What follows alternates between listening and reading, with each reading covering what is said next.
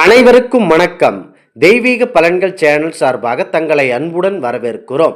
இன்று நம் காணொளியில் காண விரும்புவது எவர்களுக்கெல்லாம் இரண்டாம் திருமணம் அமையும் என்பதை பற்றி இந்த காணொளியில் பார்க்கலாம்.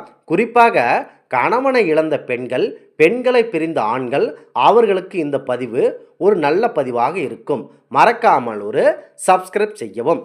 இரண்டாம் திருமணம் அமையச் செய்யும் கிரக அமைப்புகள்: இரண்டாம் அதிபதி 8இல் இருந்தாலும் பாவகிரகம் 7இல், பாபிகள் 7இல், செவ்வாய் 12இல் இருந்தாலும் இரண்டு திருமணம், 7ஆம் அதிபதியும் 11ஆம் அதிபதியும் இணைந்து இருந்தாலும் அல்லது ஒருவரை பார்த்து கொண்டாலும் மறுமணம் ஏற்படலாம். இந்த யோகமுள்ள ஆண் பெண் இருபாலரும் தன் கணவன் மனைவி அல்லது வேறு ஆண் பெண் தொடர்பு பெற்றிருப்பார்கள் என்பதை திருமண பொருத்தம் பார்க்கும்போதே அறிந்துவிடலாம். இரண்டாம் திருமணம் அமையச் செய்யும் கிரக அமைப்புகள்: சுக்கிரன் சந்திரன் சேர்க்கை இருந்தால் மாமியார் மருமகள் கொடுமையால் குடும்பம் பிரியும். 7ஆம் இடத்தில் 11ஆம் அதிபதி நிற்பது அல்லது 11ஆம் இடத்தில் 7ஆம் அதிபதி அமரும் போது 7ஆம் அதிபதி பலம் குறைந்து 11ஆம் அதிபதி வெளிப்பட்டால் வெகு சுலபமாக மறு திருமணத்திற்கு அழைத்து செல்லும்.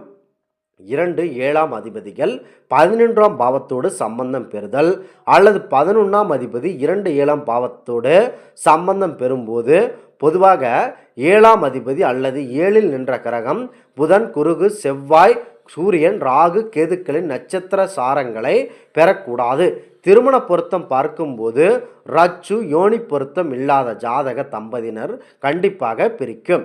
11ஆம் பாவத்திற்கு திரிகோணத்தின் சம்பந்தம் பெறும்போது சட்டப்படியான மறுமணமும், அசுப மற்றும் லக்ன பாவிகள் சம்பந்தம் பெறும்போது சட்டத்திற்கு புறமான உறவுகள் ஏற்படும். 11இல் 2க்கு மேற்பட்ட கிரகங்கள் அமர்தல், 11ஆம் அதிபதிகள் பரிவர்த்தனை பெறும்போது இருதாரம் ஏற்படும். 7ஆம் அதிபதி 1க்கு மேற்பட்ட பெண் கிரகம் சம்பந்தமாக பெறுவது 2க்கு மேற்பட்ட திருமணத்தை கூட தரும். இவர்களுக்குத்தான் முக்கியமாக 2 திருமணம் நடைபெறும். ஜென்ம லக்ன அடிப்படையில் இருதார அமைப்புகள்: ரிஷபம், மிதுனம், கடகம், துலாம், மீனம் ஆகிய 5 லக்னத்திற்கு இயல்பாகவே இருப்பதால் இருதார யோகம் உண்டு. திருச்செங்கோடு அர்த்தநாரீஸ்வரரை வழிபடுவது சிறப்பு. இவர்கள் ஒருவருக்கு திருமணம் என்ற பேச்சை எடுத்தவுடன் அவரின் ஜாதகத்தில் 7ஆம் அதிபதி வலு குறைந்து 11ஆம் அதிபதி பலம் பெற்றால், ஆணாக இருந்தால் 32 வயதிற்கு பிறகும், பெண்ணாக இருந்தால் 27 வயதிற்கு பிறகும் திருமணத்தை நடத்தி வைக்க வேண்டும். ஒருவருக்கு ஒரு மனம் மட்டுமல்லாமல் மற்றொரு திருமணம் செய்யக்கூடிய நிலைக்கு அதற்கு இருதார யோகம் அல்லது இருதார தோஷம் என கூறப்படுகிறது. 7ஆம் அதிபதியும் 7ஆம் இடமும் பலவீனமாகி 11ஆம் இடம் வலுத்ததால் 2 திருமணம் இணைகிறது. இதனால தான் சாதுர ரீதி இந்த திருமணம் 2 திருமணம் என கூறுகிறது. 2ஆம் அதிபதி 8இல் இருந்தாலும் பாவகிரகம் 7 பாவிகள் 7இல், செவ்வாய் 12இல் இருந்தாலும் 2 திருமணம் நடைபெறுகிறது. 7ஆம் அதிபதியும் 11ஆம் அதிபதியும் இணைந்து இருந்தாலும் அல்லது ஒருவரை பார்த்து கொண்டாலும் மறுமணம் ஏற்படும். அதுவே ஒருவரின் 2ஆம் திருமணத்திற்கு செல்லாமல் தடுத்துவிடும். ஒருவரின் ஜாதகத்தில் 10ஆம் இடத்தில் அதன் அதிபதியும் 2 மற்றும் 7 இட அதிபதிகள் 10ஆம் இடத்தில் அதன் அதிபதியுடன் சேர்ந்து இருந்தாலும் இந்த திருமணம் நடைபெறும்.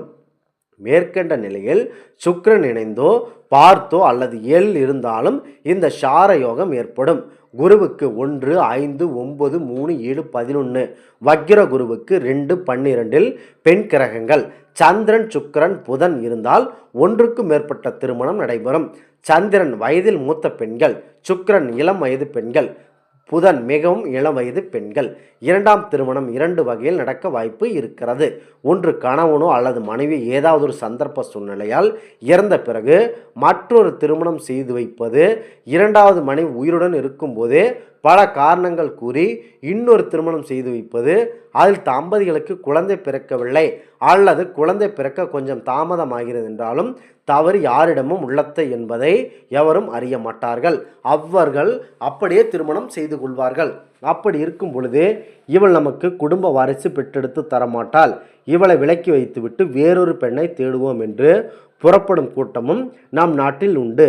பெண்ணின் பெயர் வள்ளிமயில் வந்திருக்கும் வரனின் பெயர், அந்த பெயரில் நீங்கள் இருந்து வந்தால் உங்களுக்கு திருமணம் கண்டிப்பாக கைகூடும். முக்கியமாக திருமண பொருத்தம் பார்த்துதான் திருமணம் செய்தோம், எப்படி இவ்வாறு நடந்தது என்று நீங்கள் பார்க்கலாம். அதாவது பெயர் பொருத்தம் சற்று கரெக்டாக, அதாவது துல்லியமாக இருந்தால் அந்த பெண்களுக்கு நீங்கள் கண்டிப்பாக திருமண பொருத்தம் செய்யலாம்.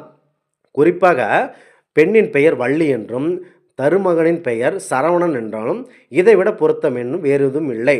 குறிப்பாக பரம்பொருள் ஈஸ்வரன், அதாவது பார்வதி தேவி ஈஸ்வர் என பெயர் பெண்களுக்கு 2 பேருக்கும் வந்திருந்தாலும் அவர்களுக்கு நீங்கள் கண்டிப்பாக திருமணம் செய்து வைக்கலாம். வேற எந்த பொருத்தமும் பார்க்க தேவையில்லை.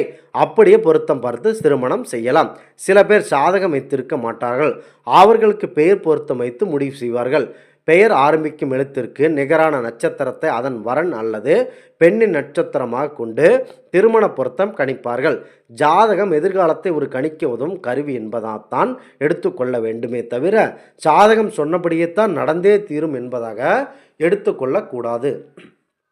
பெண்ணை பற்றியோ மாப்பிள்ளை பற்றியோ ஒரு நேரடியாக மதிப்பீடு இல்லாத போது ஜாதகம் பார்ப்பது ஒருவித நேர்மறையான நம்பிக்கையை தருகிறது. அது திருமணத்திற்கான அடுத்த கட்டத்தை நோக்கி நகர்த்தி செல்ல உதவுகிறது. ஒரு அழகற்ற பெண்ணை திருமணம் செய்தால் என்ன விளைவுகள் ஏற்படுமோ அதற்கு நேரெதிராக ஏற்படுவதே ஒரு அழகான பெண்ணை திருமணம் செய்வதால் ஏற்படும் விளைவாக இருக்கும். குறிப்பாக ஒருவரின் ஜாதகத்தில் கலஸ்தரத்தானமான 7ஆம் இடம் மன வாழ்க்கையை நிர்ணயிக்கும். 5ஆம் இடம் காதலை குறிக்கும் இடம். 9ஆம் இடம் மதம் மற்றும் இன்பத்தை பற்றி கூறும் இடம். இந்த இடத்தில்தான் கவனமாக நீங்கள் பார்க்க வேண்டும். 5, 7, 9ஆம் இடங்களை வைத்துதான் ஒருவரின் வாழ்க்கையில் அவரின் ஆசை விருப்பங்கள் காதல் நிறைவேறுமா, அவருக்கு எப்படிப்பட்ட திருமண வாழ்க்கை அமையும் என்பதை தெரிந்து கொள்ள முடியும். ஒருவரின் ஜாதகத்தில் 2, 5, 7, 11ஆம் பாவங்கள் சம்பந்தம் பெற்றால் நிச்சயம் காதல் திருமணம் நடைபெறும்.